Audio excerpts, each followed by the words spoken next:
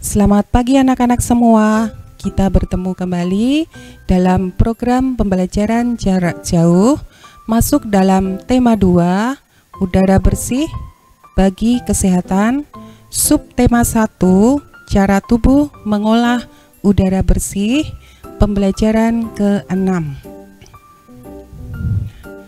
Sebelumnya, Ibu akan memperkenalkan diri. Nama Ibu Maria Evi Herminingsih. Ibu mengajar di SD Kristen Penabur. Oke, anak-anak, sebelumnya kita pernah belajar tentang hak dan kewajiban. Masih ingat nggak anak-anak, apa itu hak dan apa itu kewajiban? Kewajiban adalah segala sesuatu yang harus kita lakukan. Sedangkan hak itu sendiri adalah segala sesuatu yang harus kita terima. Ketika kita sudah melaksanakan kewajiban, maka kita berhak untuk mendapatkan hak kita masing-masing.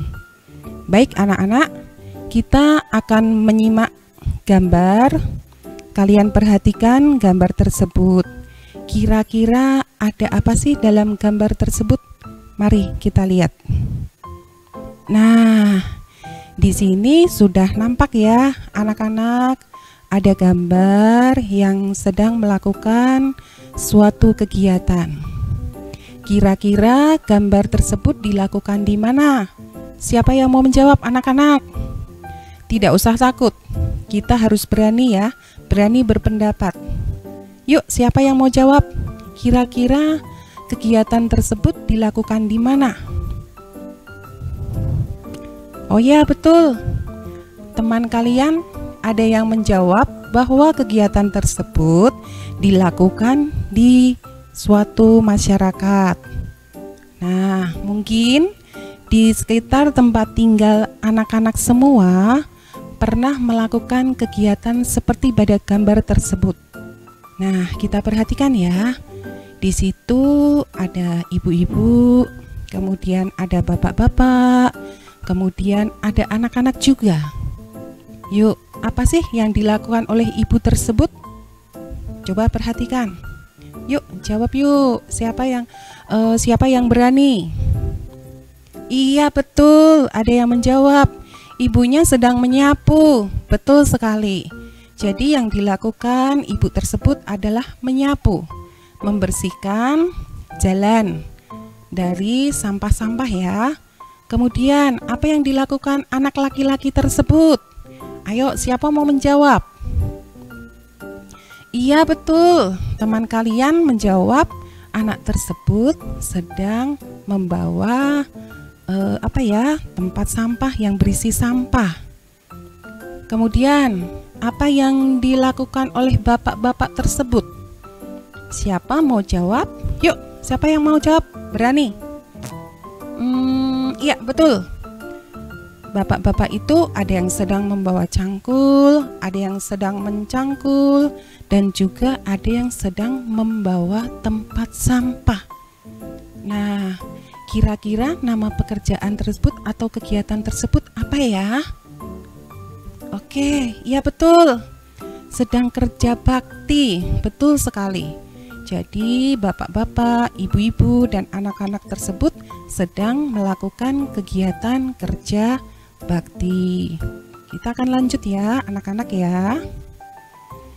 Nah, dari gambar tadi kita dapat mempelajari tentang dengan kerja bakti menumbuhkan sikap kerjasama, tercipta suatu kerukunan antar warga masyarakat, dan yang terakhir, lingkungan tempat tinggal kita menjadi bersih.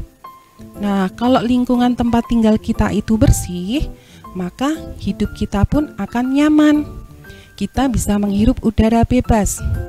Udara yang ada di sekitar kita tidak tercemar oleh bau yang kurang enak. Ya, itu ya anak-anak ya. Kita lanjutkan. Nah, anak-anak, tujuan pembelajaran pada pagi hari ini 1. Dengan mengamati gambar, siswa diharapkan dapat memahami pengertian tanggung jawab dengan baik. 2. Dengan membaca teks, siswa diharapkan dapat menemukan informasi penting dari teks atau bacaan yang dibaca dengan baik. Kita lanjut. Nah, anak-anak, perhatikan gambar ya. Ada ayah yang sedang membaca koran, ada ibu yang sedang duduk dan mengamati lingkungan sekitar, dan ada anak perempuan yang sedang duduk. Mereka sedang duduk santai di teras rumah depan. Nah, ibu bacakan ya, di sini ada sedikit bacaannya. Suatu sore, Lani bersama ayah dan ibu sedang duduk di teras. Teras rumah mereka menghadap taman di depan rumah. Di taman rumah itu tumbuh aneka tanaman bunga. Di sudut taman juga tumbuh pohon mangga. Suasana di teras rumah terasa sejuk. Tiba-tiba, Lani terbatuk-batuk. Lani mencium bau asap. Kelihatannya seseorang tengah membakar sampah daun-daun yang belum kering.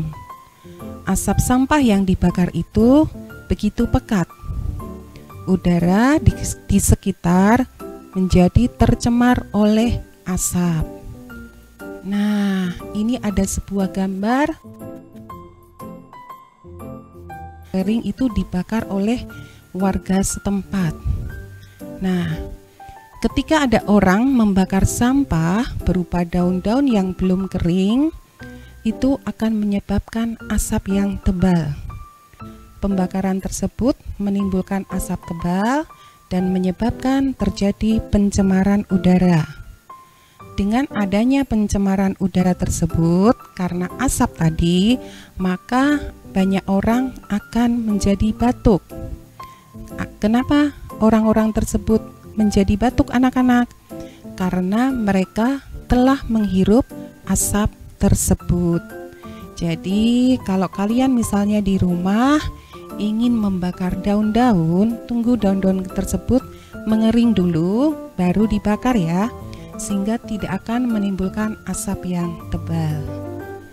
Oke, jadi gambar tadi itu memberikan contoh perilaku yang kurang bertanggung jawab atau perilaku yang tidak bertanggung jawab.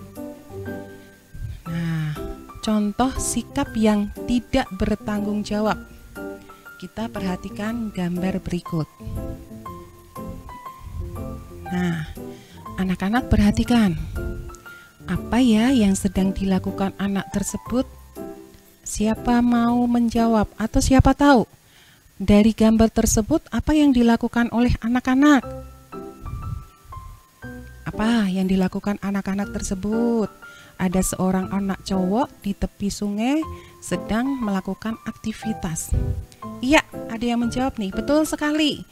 Anak tersebut sedang membuang sampah ke sungai. Nah, apakah sikap atau perilaku tersebut merupakan sikap bertanggung jawab? Tentu saja tidak ya, anak-anak. Kalau kita membuang sampah, seharusnya di tempat sampah, bukan di sungai ya. Kita lihat gambar yang kedua. Nah, apa aja ada kayak mall. Nah, si bapak-bapak mengatakan seperti itu ya. Kita lihat itu terjadi di lautan ya, anak-anak. Bapak tersebut sedang berada di atas perahu, kemudian melihat. Nah, di situ terdapat sampah-sampah yang berserakan. Banyak sekali sampah-sampah yang ada di permukaan air laut tersebut. Kira-kira kenapa itu bisa terjadi? Karena tadi anak-anak, salah satunya karena anak-anak tersebut membuang sampah ke sungai, kemudian mengalir, air sungai itu menuju ke laut, dan akhirnya sampah itu semua bertemunya di laut. Nah, akibatnya apa ya kalau kita membuang sampah ke sungai, kita membuang sampah ke selokan? Yang terjadi apa anak-anak? Ketika turun hujan, maka akan terjadi banjir. Nah, bayangkan kalau di sekitar tempat tinggal kita terjadi banjir, kita akan kehilangan tempat tinggal. Perhatikan gambar tersebut. Ada bapak-bapak dan anak harus duduk menyelamatkan diri di atap ya. Mereka duduk di situ. Airnya sudah sampai berapa meter kira-kira? Mungkin ada 2,5 meter atau 3 meter ya. Hanya terlihat atapnya saja. Nah, itu perbuatan dari yang tidak baik, tidak bertanggung jawab tadi, mengakibatkan terjadi banjir ketika turun hujan. Nah, di sini Ibu akan menjelaskan jenis-jenis tanggung jawab sebagai warga masyarakat. Tanggung jawab itu bersifat kudrati dan selalu melekat pada diri setiap individu. Sebagai warga masyarakat, setiap individu hendaknya memperhatikan hal-hal yang menjadi tanggung jawabnya agar tercipta kehidupan masyarakat yang harmonis. Berikut jenis-jenis tanggung jawab Ibu sebutkan satu persatu. 1.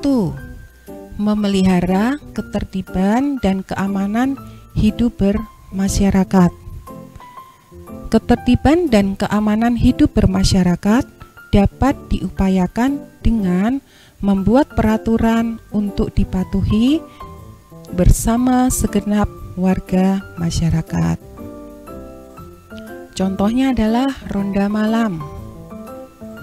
Kedua, menjaga dan memelihara rasa persatuan dan kesatuan masyarakat, membina keserasian, keselamatan, dan keseimbangan dalam berbagai lingkungan kehidupan.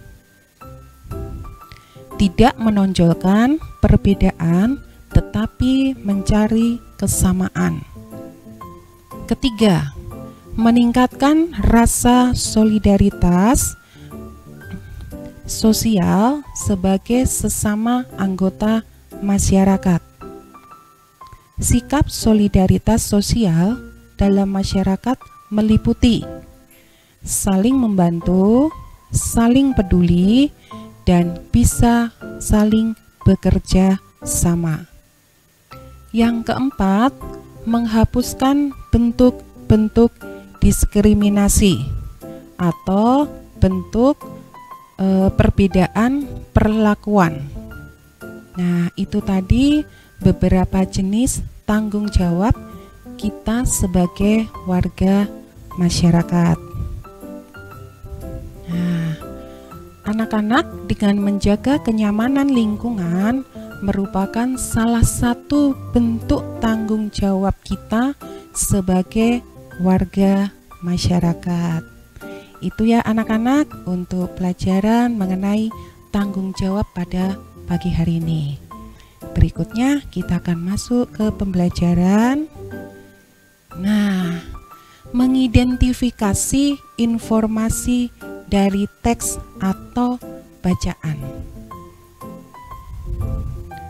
Nah, anak-anak, ketika kita ingin mencari informasi dalam sebuah teks atau bacaan, kita harus tahu atau kita bisa menggunakan kata bantu, yaitu kata tanya. Dan juga akan dijelaskan tentang fungsinya.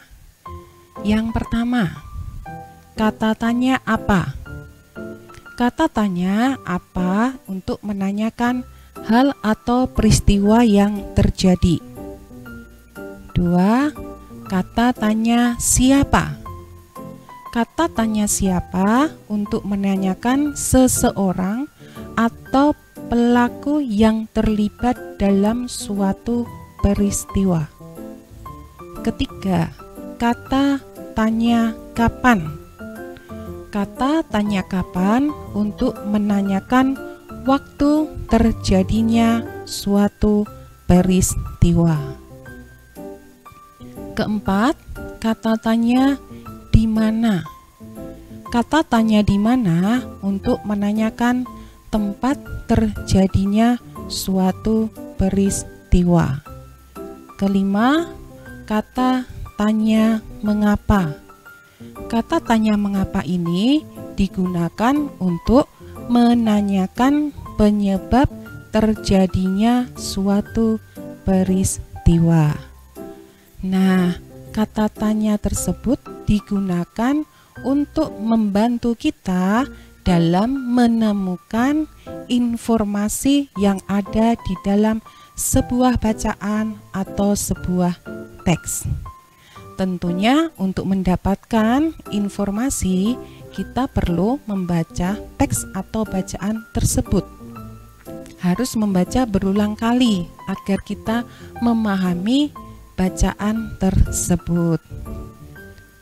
Nah, kemudian terakhir ada kata tanya bagaimana. Kata tanya bagaimana ini untuk menanyakan cara atau proses terjadinya suatu peristiwa.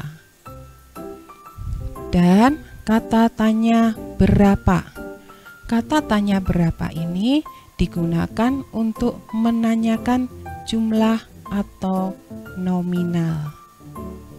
Ya, setelah kita belajar mengenai kata tanya dan fungsinya, kita akan belajar menyimak sebuah teks yang berjudul Tanggung Jawab Warga Negara. Ibu akan membacakan teksnya, kalian bisa menyimak sambil mendengarkan. Pernahkah kamu mendengar kata-kata bijak berikut? Maju mundur suatu bangsa tergantung tanggung jawab warga negaranya. Apakah yang dimaksud dengan tanggung jawab? Menurut Kamus Besar Bahasa Indonesia, tanggung jawab adalah keadaan untuk menerima akibat dari perbuatan, baik yang dilakukan sendiri maupun yang dilakukan bersama dengan orang lain. Oleh karenanya, tanggung jawab warga negara berhubungan dengan perannya di dalam masyarakat. Tanggung jawab warga negara terhadap bangsa dan negaranya dilaksanakan dengan cara melakukan hak dan kewajibannya sebagai warga negara. Pelaksanaan hak dan kewajiban warga negara harus sesuai dengan Undang-Undang Dasar Negara Republik Indonesia tahun 1945.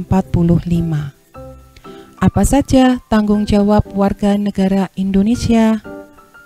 Warga negara Indonesia antara lain mempunyai tanggung jawab untuk memahami dan mengamalkan nilai-nilai dalam sila-sila Pancasila.